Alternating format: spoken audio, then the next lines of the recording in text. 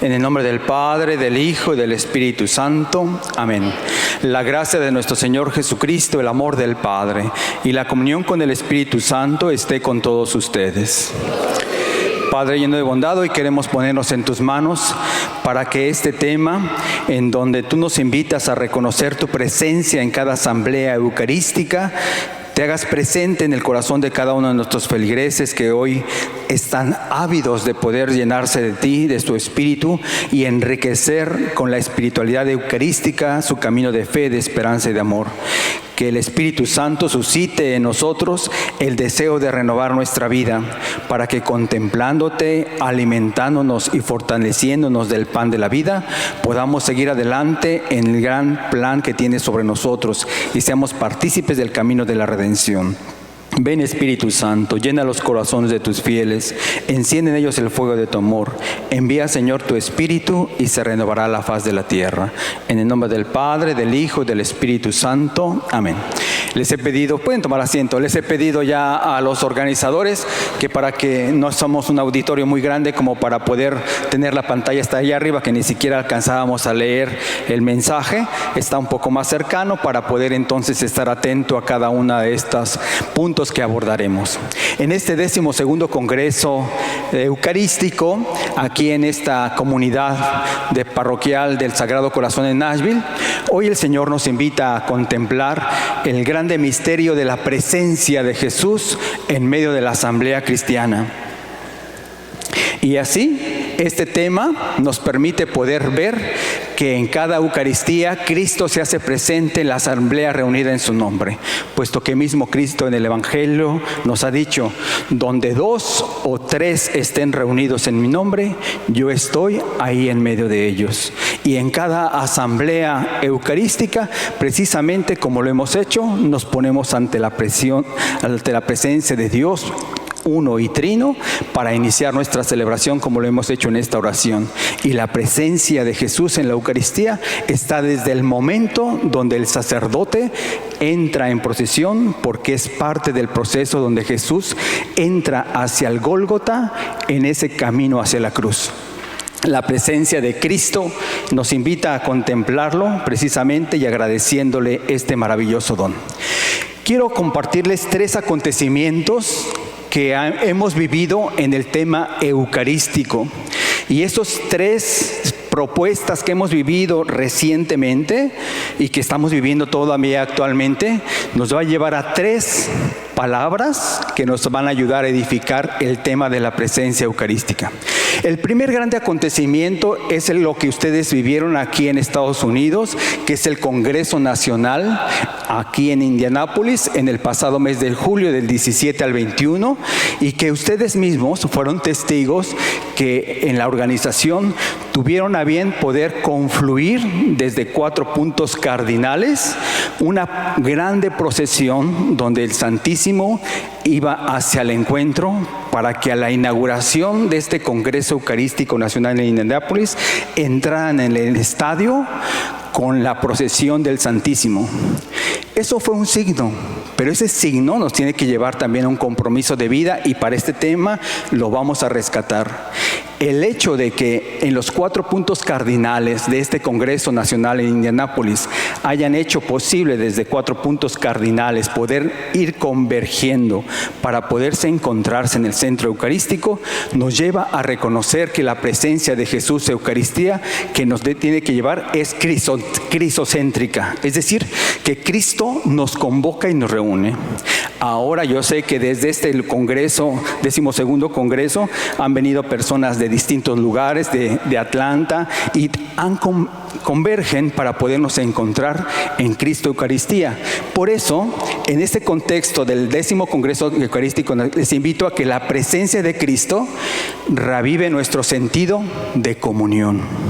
Así como en este Congreso de preparación se llevó a esa comunión de converger a toda la nación estadounidense en el centro de la Eucaristía, este tema nos ha de hacer resaltar el sentido de comunión de esta comunidad parroquial del Sagrado Corazón que nos reúne en torno a su altar. No pierdan de vista el tema comunión. Otro acontecimiento importante es el que acaba de pasar también en este mismo mes de septiembre, que fue el 53 Congreso Internacional Fraternidad para Sanar el Mundo. Y esto se llevó a cabo en Quito hace apenas unos días, acaba de concluir. Y en el contexto de ese 53 Congreso Eucarístico Internacional celebrado, les invito a que por medio de la presencia de Cristo les conceda la liberación de todo tipo de esclavitud y angustias en la vida. Comunión, liberación. Y finalmente este otro tercer acontecimiento es en razón de que esta es una comunidad parroquial del Sagrado Corazón. Y estamos en un año jubilar, el 350 aniversario de las apariciones del Sagrado Corazón a Santa María Alacoque, que tuvo a bien poderse llevarse a cabo un 27 de diciembre. Y el pasado 27 de diciembre inició este año jubilar por estos 350 años de la primera aparición del Sagrado Corazón revelada a Santa María Alacoque.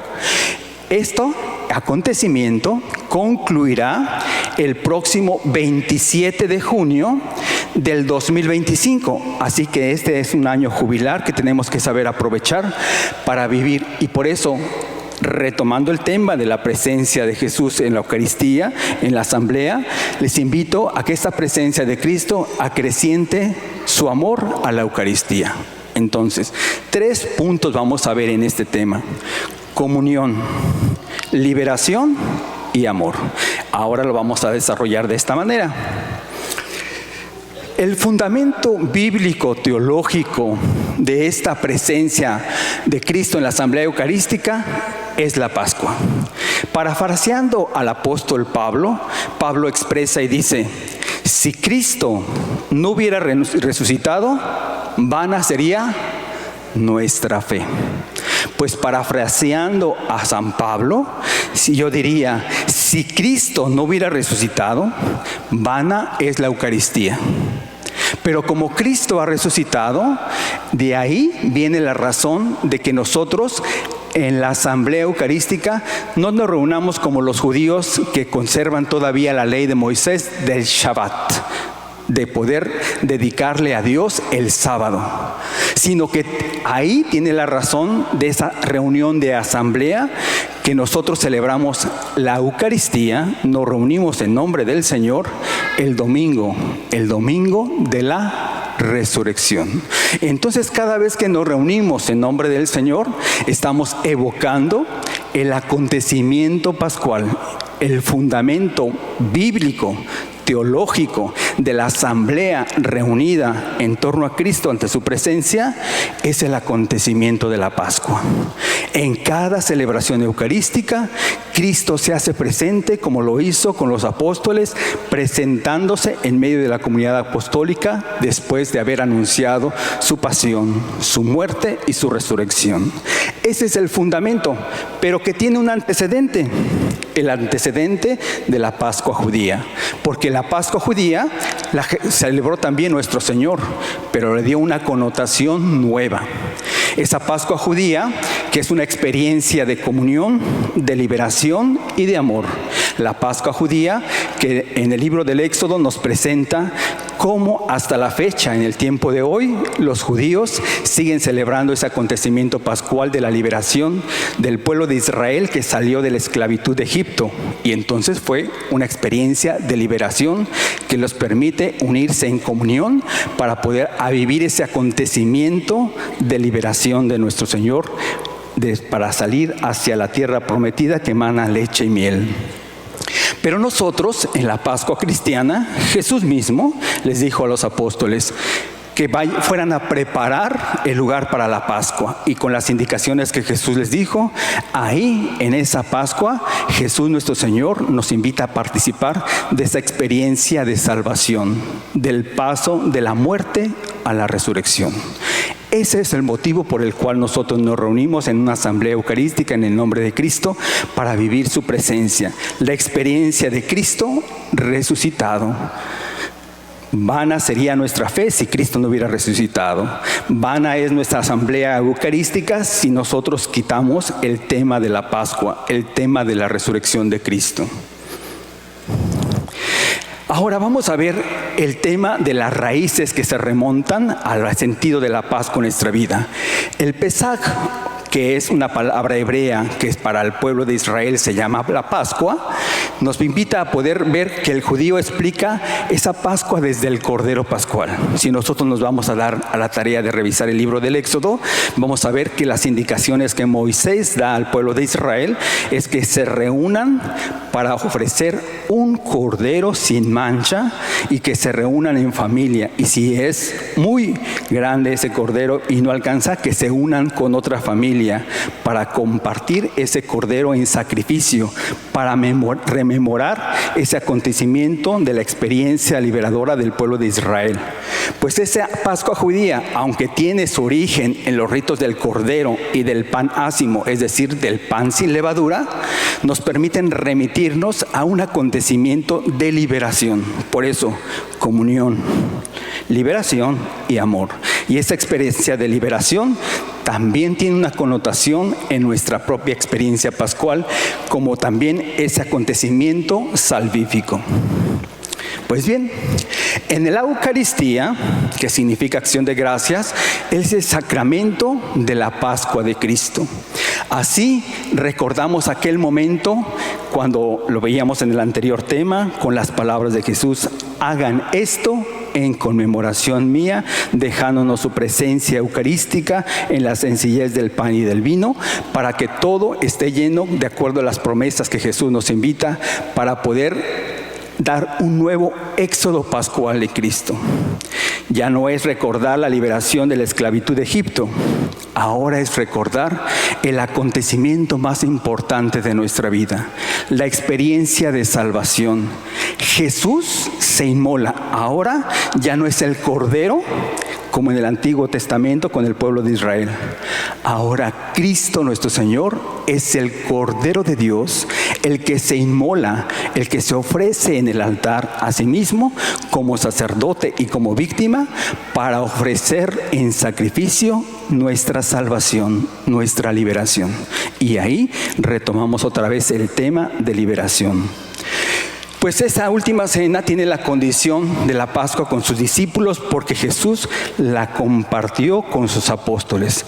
Por eso, en sentido de comunión, en sentido de asamblea, la institución de la Eucaristía es una institución que nos permite vivir en familia, en comunión, en asamblea, como pueblo de Dios reunido en torno al altar del único y más grande sacrificio, que es el sacrificio de Jesús ofrecido en la cruz, que fue una especie de comida y que nosotros llamamos la última cena o la despedida, pero que ahí se hace la institución de la Eucaristía.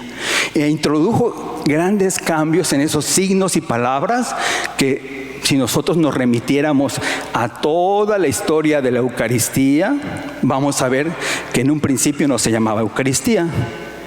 En los Hechos de los Apóstoles vamos a encontrar que los apóstoles se reunían para la fracción del pan.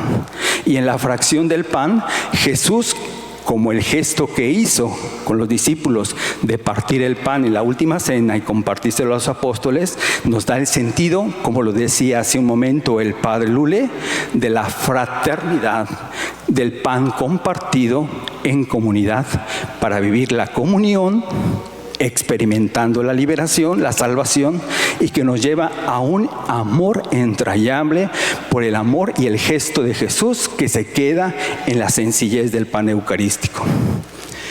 Pero veamos el paralelo de estas dos celebraciones, la Pascua judía y la Pascua cristiana. El antecedente, como les decía, el pueblo de Israel celebra la Pascua, celebra la antigua alianza.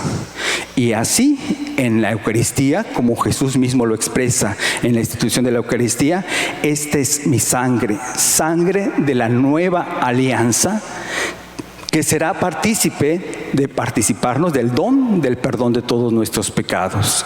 Entonces, la Pascua judía celebra la antigua alianza, la Pascua cristiana celebra esa nueva alianza donde Dios nuestro Señor, Jesucristo nuestro Señor, establece un pacto de amor para restablecer aquello que estaba resquebrajado. Y la Pascua judía celebra la liberación del pueblo de la esclavitud de Egipto, pero la Pascua cristiana, nuestra Pascua, nuestra celebración, celebra la salvación de toda la humanidad. En el personaje principal del acontecimiento de la Pascua judía lo encontramos Moisés como el caudillo y el legislador. El caudillo, que fue el instrumento de Dios para sacarlo de la esclavitud de Egipto. El legislador, a quien se le entregaron las tablas de la ley. Moisés, como caudillo y legislador, es el protagonista de la salida del pueblo de la esclavitud de Egipto hacia la tierra que emana leche y miel, hasta la tierra de Canaán. Y el personaje principal de este acontecimiento es la persona de nuestro Señor Jesús. Bien, si hemos dicho que el acontecimiento de la Pascua es el fundamento teológico bíblico de nuestra reunión en nuestra asamblea, veamos entonces un texto del Evangelio de Lucas 24, 13, 25, que para ustedes es conocido y que nosotros mismos hasta lo cantamos. Por la calzada de Emaús, unos peregrinos iban caminando, pero hagamos una meditación de ello desde el sentido de la asamblea. A veces nuestra vida se convierte precisamente en una experiencia de los caminos de discípulos de Emaús. ¿Qué nos dice San Lucas en este pasaje? Que iban dos peregrinos, cabizbajos, tristes, de regreso a su aldea. ¿Por qué iban estos dos discípulos tristes y cabizbajos retornando a su aldea de Emaús? Porque se sentían desilusionados, tristes, desconsolados. ¿Por qué? Porque habían tenido un encuentro con Cristo y pensaban que Cristo sería el liberador de Israel en el campo del terreno humano, en el campo del terreno político. ¿Y qué había pasado? Su líder, que le liberaría de la esclavitud de ese momento de la opresión del Imperio Romano, está crucificado, está muerto. Y ellos van cabizbajos, tristes, desilusionados hacia la aldea de Emaús. Nosotros a veces también nos encontramos en esa circunstancia. Cuando nosotros en nuestras situaciones de la vida humana no nos salen las cosas como nosotros queremos, nos sentimos a veces cabizbajos, tristes y desilusionados. Y vamos en un caminar lento, aletargado, triste, desconsolado, sin ilusiones. Y en ese contexto de desilusión y desencanto y de tristeza, Cristo se hace encontradizo. Cristo resucitado camina con los apóstoles. Como nosotros en la asamblea eucarística, Cristo sale a nuestro encuentro para caminar en medio de nuestras distrezas y nuestros dolores. Y el que toma la iniciativa siempre es Jesús. Jesús les pregunta, ¿por qué vienen cansados y por qué vienen tan tristes? Y les dicen los discípulos, que tú eres el único de Israel, el único forastero, que no sabes lo que pasó en Jerusalén. Aquel a quien pensábamos que sería el libertador de Israel, murió, fue crucificado. Y entonces Jesús, ¿qué es lo que hace? Al hacerse encontradizo en medio de estos dos discípulos, Él les empieza a explicar las Escrituras, partiendo desde Moisés, todos los profetas, el Antiguo Testamento, hasta ver consumada la profecía de que llegaría el Mesías y entregaría su vida por nosotros en la cruz para salvarnos. ¿Qué no acaso no habían escuchado de que el Mesías tenía que padecer, morir en la cruz y al tercer día resucitar? Y Jesús les empieza a explicar las Escrituras como nosotros en la asamblea eucarística escuchamos en el altar de la palabra de Dios el mensaje que hace resuena en nuestra vida de la palabra de Dios, porque Dios quiere explicarnos esa misma palabra para que llegue a nuestro corazón. Mientras que Jesús va explicando ese pasaje del que hace relación en el Antiguo Testamento, que así tenía que padecer el Hijo de Dios, el Mesías, el Salvador, llega el momento tal en que entonces llegan a la aldea de Emaús, como llegamos a nuestro hogar. Nuestro hogar es nuestro Emaús. Y pareciera como Jesús va todavía más de largo. ¿Y qué es lo que los discípulos le dicen a Jesús? Quédate con nosotros, Señor. porque pronto va a oscurecer. Esa sería nuestra oración también de este momento en la asamblea eucarística de la presencia del Señor. Quédate con nosotros, Señor, porque pronto va a oscurecer y en medio de los problemas de nuestra vida pareciéramos que fuéramos en tinieblas sin encontrar ninguna luz en nuestro camino porque vamos desilusionados. Quédate con nosotros, Señor, para disipar nuestra soledad y nuestra tristeza, nuestra desilusión y nuestro desencanto de la vida. Quédate con nosotros, Señor, en nuestro corazón, en nuestra familia, en nuestro hogar, frente a este problema y esta dificultad en la que estamos enfrentando en este momento en la vida. Quédate con nosotros para acompañarnos y ser un compañero de camino. Jesús accedió a ese compartir, ese momento de esa invitación. Y cuando Jesús entra al hogar de la comunidad de Emaús, entonces, compartiendo la mesa, nos dice que al partir el pan, reconocieron a Jesús. Nosotros en la Eucaristía, cuando el sacerdote hace la fracción del pan, Jesús se hace vivo y presente y nosotros lo reconocemos como los discípulos de Emaús, como Cristo nuestro Señor, que ha vencido la muerte y ha resucitado. Pues ese camino del discipulado de los discípulos de Emaús, que se ven iluminados por la presencia misma de Jesús, es lo mismo que celebramos en la Eucaristía. Jesús se hace encontradizo en el camino de nuestra vida, en la asamblea eucarística, porque ahora quiere resplandecer su rostro sobre nosotros para que podamos dejar que Él nos explique las Escrituras. Y después de explicarnos las Escrituras, podamos entonces compartir de la mesa eucarística para poder ver las dos grandes partes importantes de la asamblea eucarística: la liturgia de la palabra y la liturgia en el altar de la Eucaristía, del sacrificio de Jesús, el Cordero de Dios, al reconocerlo en la fracción del pan. Pues bien, hoy el Señor nos invita a dar un salto porque, como les decía, en los Hechos de los Apóstoles nos presenta que se llamaba la fracción del pan. Y voy a dar un salto, pero 15 siglos después, especialmente en el año 1570, cuando se dio y se formalizó el misal, porque todo tuvo un proceso. Después del Concilio de Trento, se constituyó lo que nosotros consideramos y contemplamos en el misal romano, en las oraciones latinas, y que en ese misal se condensa la estructura de la celebración eucarística. No quiere decir que hasta entonces celebraba, todo fue un proceso que se llevó a cabo. Pero que nosotros, voy a hacer un paréntesis por el tema de la misa. ¿Por qué? Fracción del pan, Eucaristía, acción de gracias. Nosotros todavía tenemos reminiscencias respecto del tema de la misa y a veces no encontramos y ni sabemos el sentido de la celebración o por qué decimos misa. Y yo me voy a permitir compartirles porque eso a mí todavía me tocó en mi formación eucarística, en mi formación en la fe.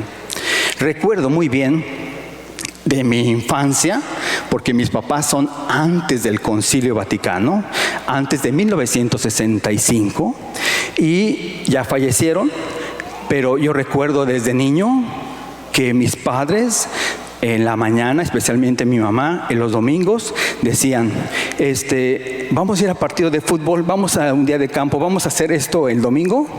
Y me acuerdo esa frase que la tengo aquí en mi mente y en mi corazón, que decían, nada de planes, primero está la misa y después todo lo demás.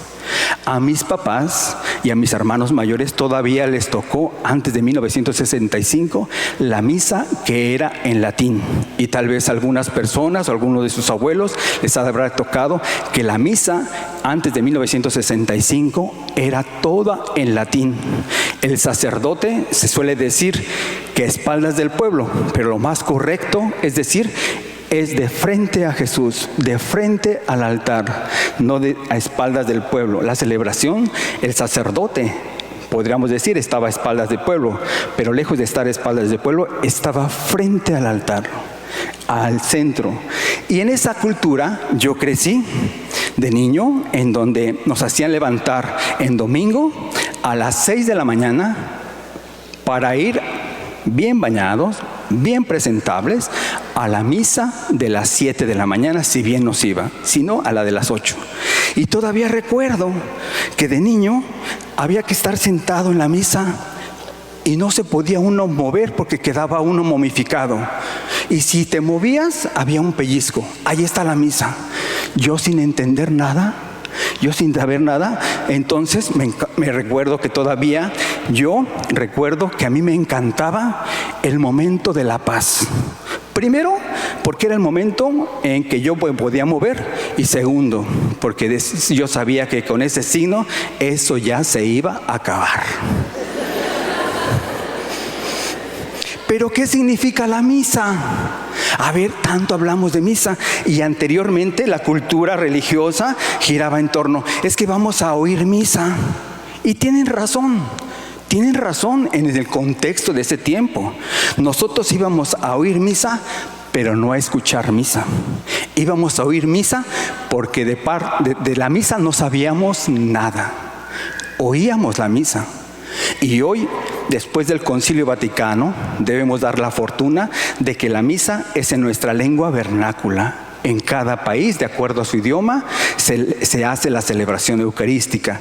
Y la palabra misa tiene una razón de ese ritual romano, desde 1570 que se formalizó ese misal, y que al final de la celebración eucarística se decía el sacerdote, ite missa es. ¿Qué significa ite missa es? En donde la asamblea respondía, Deo gratias.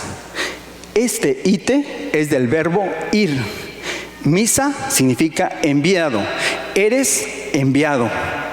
La palabra y la expresión latina ite missa es se traduce en algunos momentos, es decir, pueden ir en paz. Pero tiene una connotación más profunda todavía. Tiene la connotación de ser enviados de acuerdo al mandato misionero. ¿Se acuerdan el momento donde Jesús les dijo a los apóstoles que no se fueran de Galilea una vez que ha resucitado y que Él iba a ascender y que los reunió en Galilea y que una vez antes de ascender los reúne y les dice, vayan por todo el mundo y prediquen el Evangelio, bautizando a toda criatura en el nombre del Padre, del Hijo y del Espíritu Santo. Ese mandato misionero es justamente este. Ite missa es la razón de decir, somos enviados a vivir el misterio que hemos celebrado. Somos enviados a anunciar la palabra de Dios. Somos enviados por Cristo para ser portadores del Evangelio. Y nosotros respondíamos en latín, Deo gratias. Y entonces de ahí viene la palabra misionero. Misionero es el enviado, el que es discípulo, misionero de Jesús y es enviado.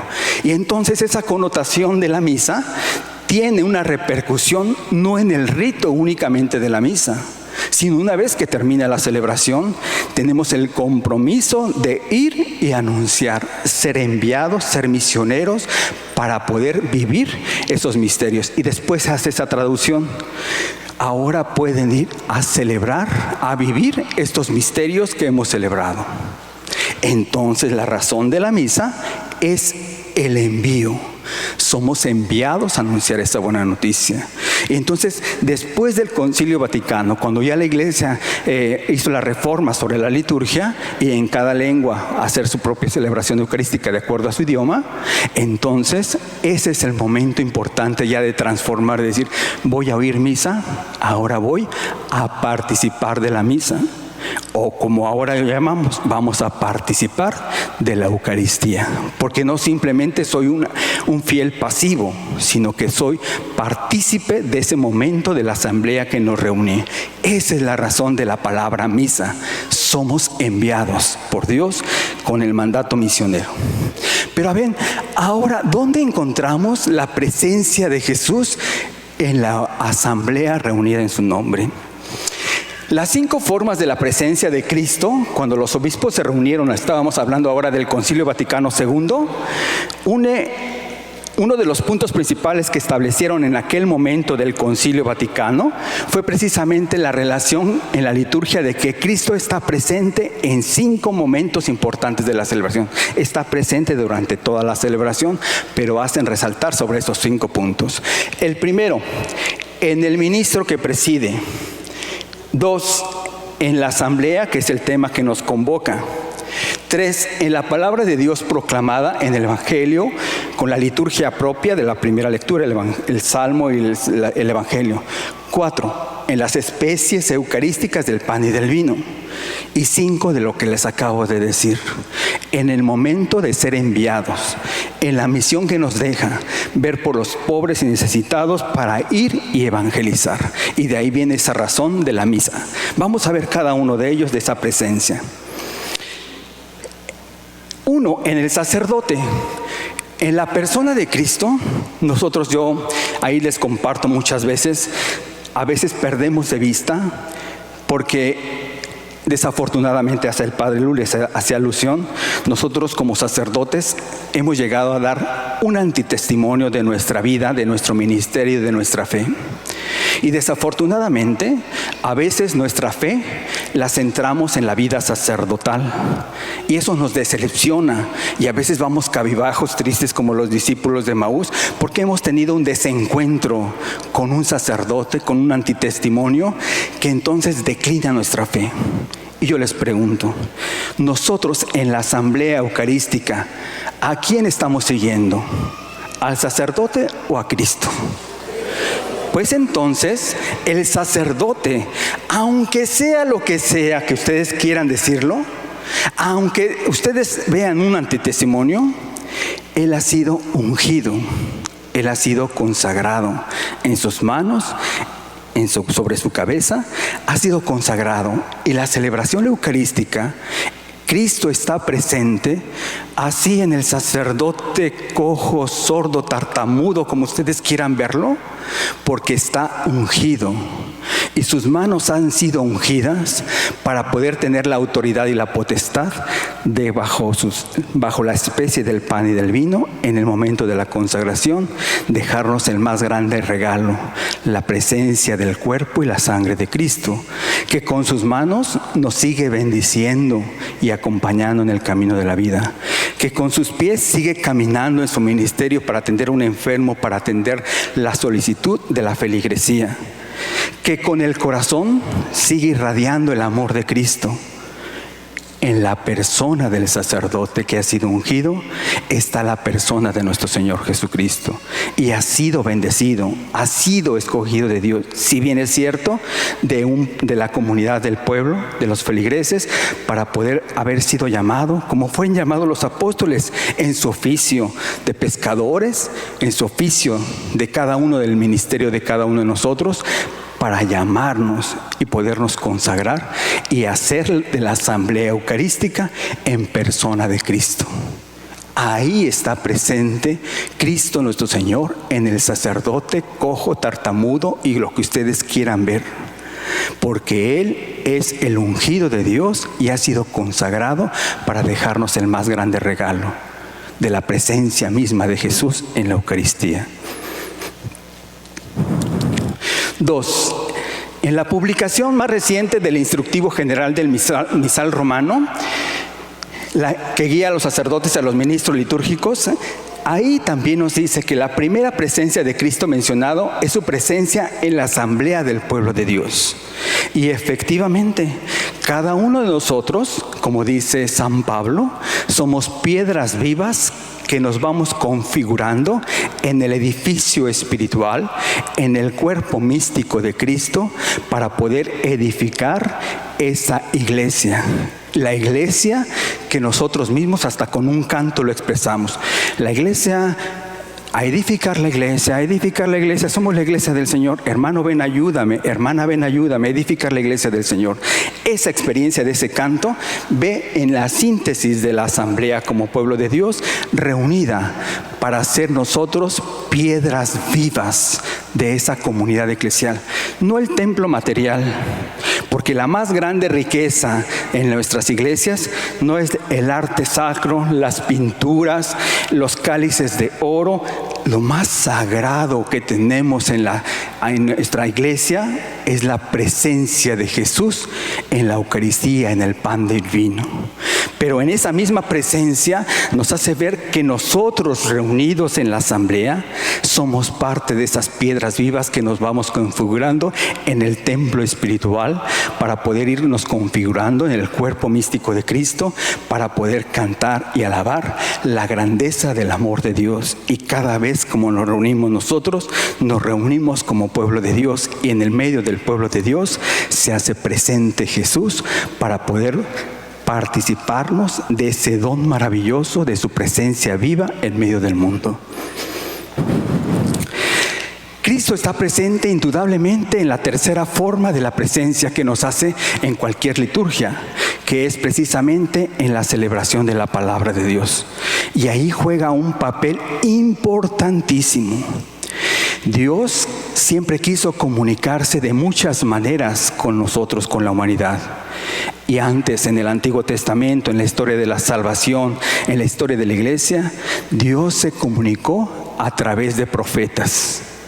Pero llegada la plenitud de los tiempos, Dios envió a su Hijo, nacido de una mujer, nacido bajo la ley, como lo presenta Gálatas, para que entonces Él se comunicara.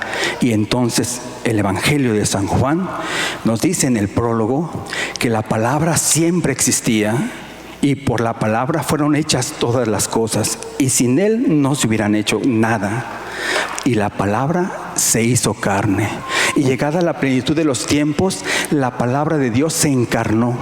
Ya no nos habló por medio de los profetas, ahora nos habla por medio de su propio Hijo Jesucristo nuestro Señor.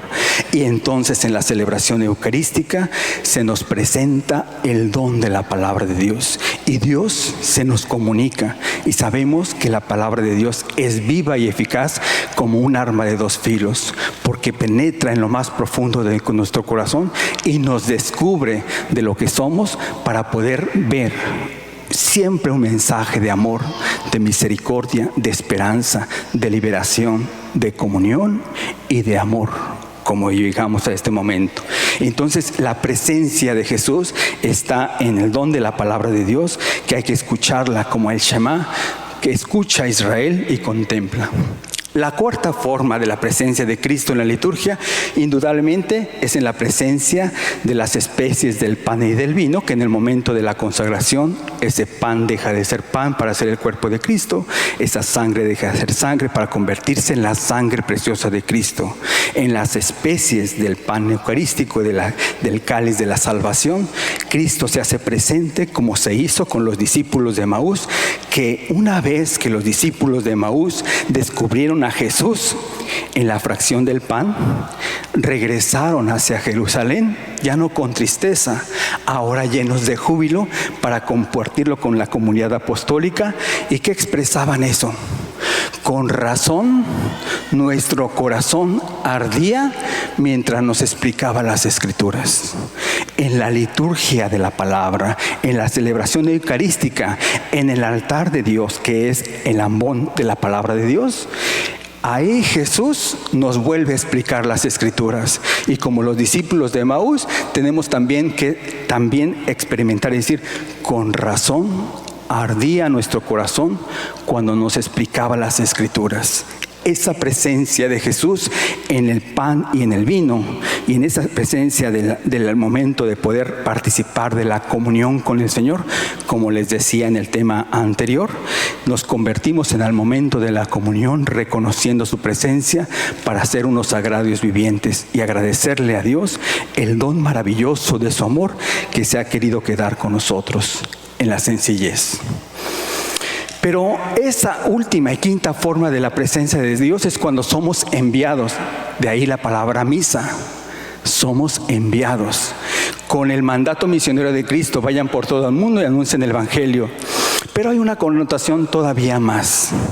Jesús, una vez de que les manda y les envía a ser los apóstoles, los misioneros, a bautizar en nombre del Padre, del Hijo y del Espíritu Santo, a anunciar el reino de Dios, les da unas palabras de fortaleza, porque la presencia de Jesús permanece no en el momento en que el Padre da la bendición y pueden ir en paz, la celebración ha concluido, sino la presencia de Jesús continúa después de la celebración, acompañándonos con nosotros, como Jesús en el Evangelio, cuando les dice: y sepan, enseñándoles a cumplir todo lo que yo les he mandado, y sepan que yo estaré con ustedes todos los días hasta el fin del mundo.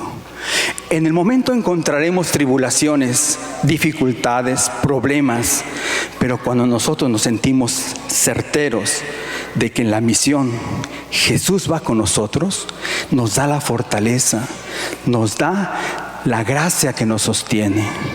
Y entonces podemos expresar esa situación como el apóstol Pablo. En medio de mi fragilidad humana, en medio de lo que soy, Dios me ama y me ha escogido para ser enviado. San Pablo lo expresa maravillosamente cuando San Pablo, también que él dice: yo soy como un aborto, porque me convertía en un perseguidor de los primeros cristianos. Dios me llamó y después soy también apóstol. Pero en una ocasión, Pablo, en la carta a los Corintios lo encontramos, le dice a nuestro Señor: Señor, Señor, quita de mi corazón este aguijón, esta espina clavada en mi corazón. San Pablo nunca expresa y dice cuál es su aguijón y cuál es su espina, cuál es su debilidad. Pero todos tenemos una grande debilidad y una espina clavada en nuestro corazón. Cuando San Pablo le pide al Señor: quítame esta espina de mi corazón, ¿qué le responde Jesús? Pablo, Pablo, mi gracia te basta. Y cuando Pablo experimenta la gracia de Dios, es capaz de decir: muy a gusto, presumo de mis debilidades. Porque cuando soy débil, es entonces que soy fuerte.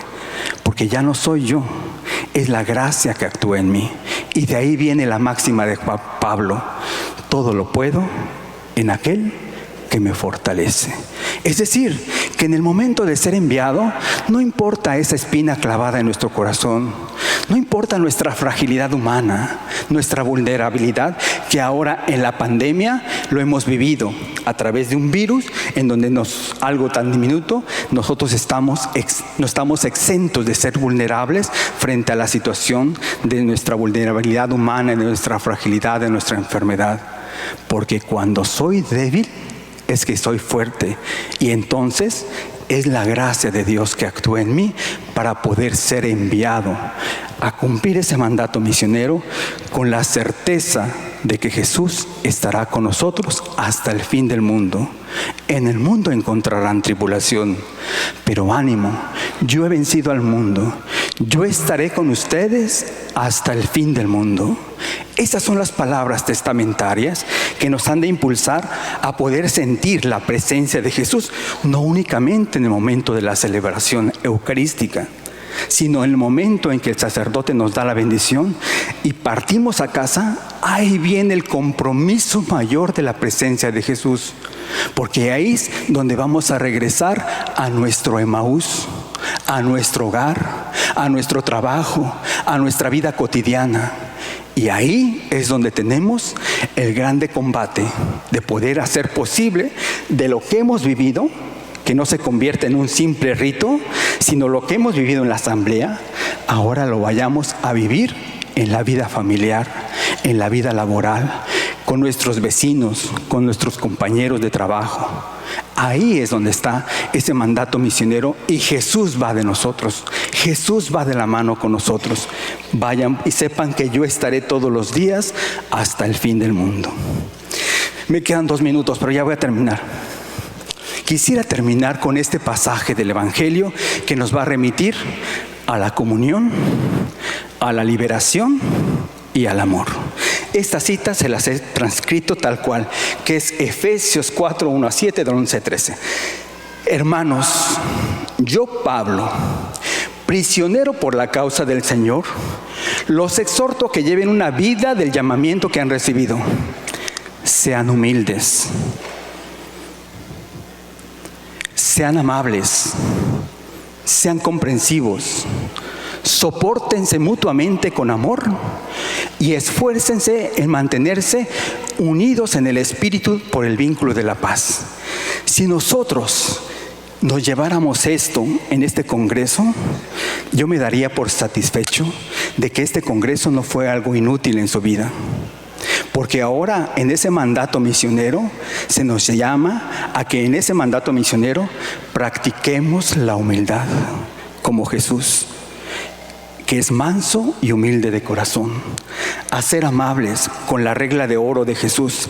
Trata a los demás como quisieras que te trataran los demás. ¿Y cómo les gustaría que les trataran? Con amabilidad, con respeto, con cordialidad. Pues si tú tratas a los demás de esa misma manera serás recibido.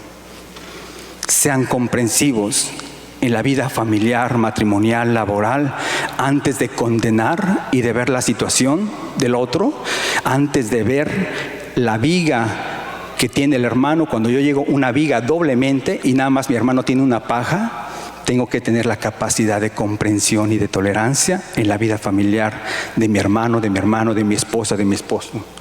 Soportándose mutuamente, y ahí viene el tema del amor. Esfuércense en mantenerse unidos en el Espíritu, ahí viene la comunión, la liberación y el amor.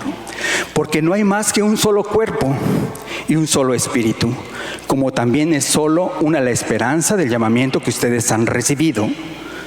Un solo Señor, una sola fe, un solo bautismo, un solo Dios y Padre de todos, que reina sobre todos, actúa a través de todos y vive en todos. Cada uno de nosotros ha recibido la gracia en la medida que Cristo les ha dado. En esta comunidad parroquial, en un sinnúmero de ministerios, cada uno ha recibido una misión y un ministerio específico para poder ser función. Cristo, Él fue quien concedió a unos ser apóstoles, a otros ser profetas, a otros ser evangelizadores, a otros ser pastores y maestros. Y esto para capacitar a los fieles a fin de que desempeñando debidamente su tarea. Ahí viene lo importante del tema. Construyan el cuerpo de Cristo. Nosotros como asamblea construimos el cuerpo de Cristo con toda su riqueza y con todo su potencial en el ministerio que Dios nos ha confiado en esta comunidad eclesial parroquial del Sagrado Corazón. Construir el cuerpo de Cristo, donde Cristo es la cabeza, y nos vamos configurando, y la presencia en la asamblea parroquial de esta comunidad está presente Cristo, hasta que lleguemos a estar unidos en la fe y en el conocimiento del Hijo de Dios, y lleguemos a ser hombres perfectos, que alcancemos en todas sus dimensiones la plenitud de Cristo. Y ahí encontramos la comunión, la liberación y el amor que nos ha de unir con el vínculo de la paz. En la asamblea eucarística, Dios nos invita a practicar estas virtudes para poder edificando el cuerpo místico de Cristo que somos nosotros, la iglesia, donde se hace presente en medio de nuestra comunidad parroquial. Y cada vez que nos reunimos en su nombre, Él se hace presente en medio de nosotros. Donde 2 o 3 estén reunidos en mi nombre, yo estoy en medio de ellos. Gracias.